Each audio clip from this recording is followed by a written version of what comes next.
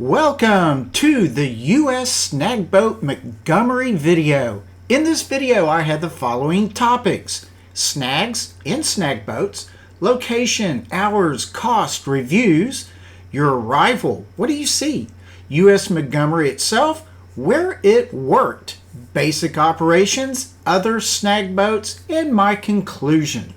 I'm sure you know what the old paddle wheel riverboats or steamboats were. They transported goods and people up and down the big rivers after the years of the Revolutionary War. Side wheel designs were popular in the 1820s and 1830s, but stern wheel designs were the norm by the 1840s.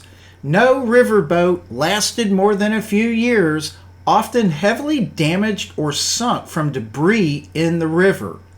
First, what is a snag? Well, in the rivers of the U.S., it's a hidden obstacle or sharp projection in the river that can damage or even sink boats, typically a dead tree. Therefore, a snag boat was a specialty built boat that traveled up and down major rivers, removing hazardous obstacles such as snags. A snag was the most significant threat to navigation because it was often undetectable. River pilots looked for these three kinds of snags: rafts, planters, and sawyers. The U.S. Snagboat Montgomery is today one of the nation's only two remaining steam-powered stern-wheel snagboats. The other is the Preston. The U.S. Snagboat Montgomery is located at the Tom Bevel Lock and Dam Visitor Center in Aliceville, Alabama, basically at the border of Mississippi and Alabama, in the middle of nowhere, on the banks of the Tombigbee River. From Pickensville, drive down Highway 14, then turn onto Lock and Dam Road. Easy enough to get to. It is open between 9 a.m. and 5 p.m. Wednesday through Saturday year-round.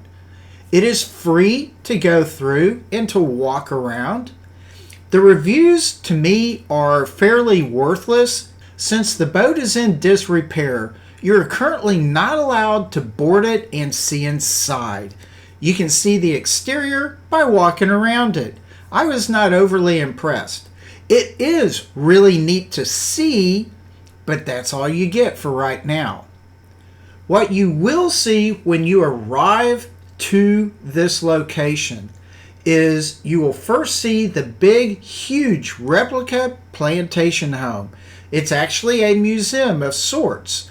Cool place. I will have a separate video for the museum in the future. Inside the home is a good amount of information about the U.S. Snagboat Montgomery. You will, of course, walk to the right of the Plantation Home Museum to see the Montgomery. Also, if you're inclined to do so, you can go over to the Lock and Dam, or you can get a good view from the Plantation Home.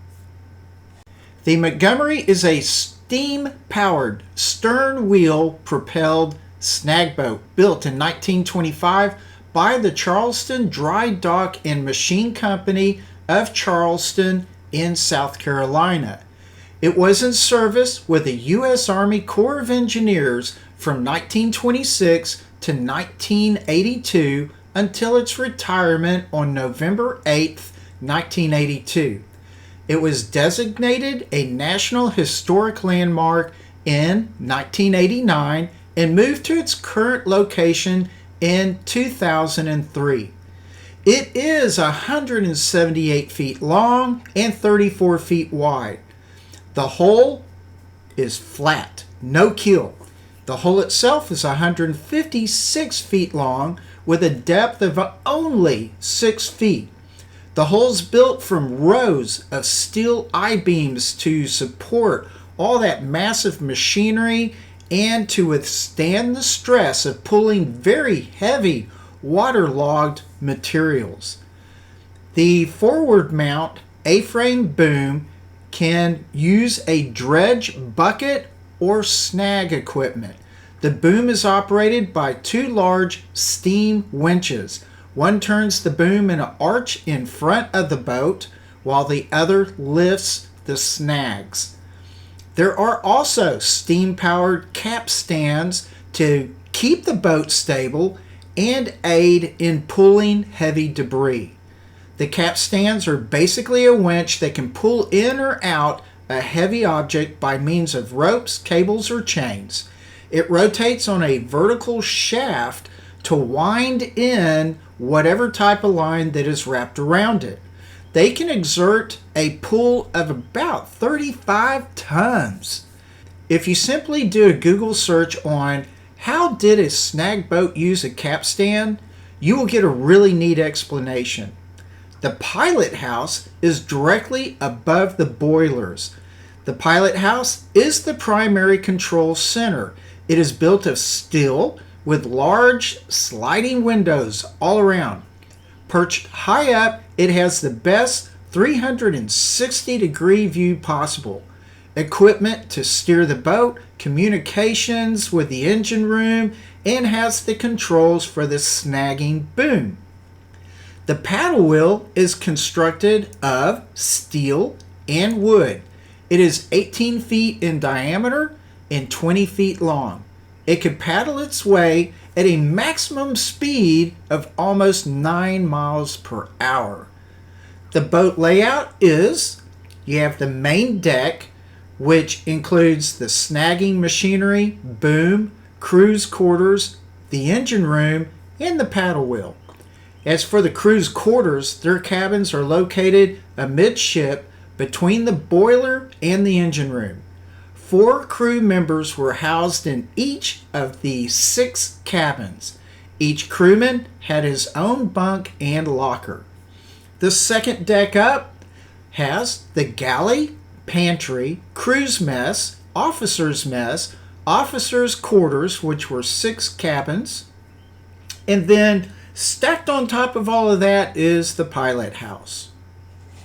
In 1899, Congress created the Refuse Act, which gave U.S. Army Corps of Engineers the authority to regulate river obstructions for improved and safer navigation. The Montgomery provided its services on several rivers in Alabama, Florida, and Georgia. In Alabama, it was on the Tombigbee, Black Warrior, Alabama, Coosa, and Chattahoochee. In 1959, it operated on the Chattahoochee in Alabama, the Flint in Georgia, and Apalachicola River in Florida. Often snag boats worked with barges and tugboats. Usually, a barge was tethered to the snag boat. The river snag or other debris was dropped onto the barge. Once the barge was full, the tugboat would take it away and leave an empty barge in its place. Logbooks for the Montgomery from the 1970s showed daily operations included removing 120 to 170 snags per day. By the mid-20th century, the Corps' snag boats operated on an annual cycle. During that time of peak river traffic, snagging operations would begin in May and continued through the end of the year. Then, from January to May of each year, the boats would go to dry dock for repairs. To give you a better idea of what the snag boats did and what they looked like, I gathered some pictures of other snag boats that operated on the U.S. rivers.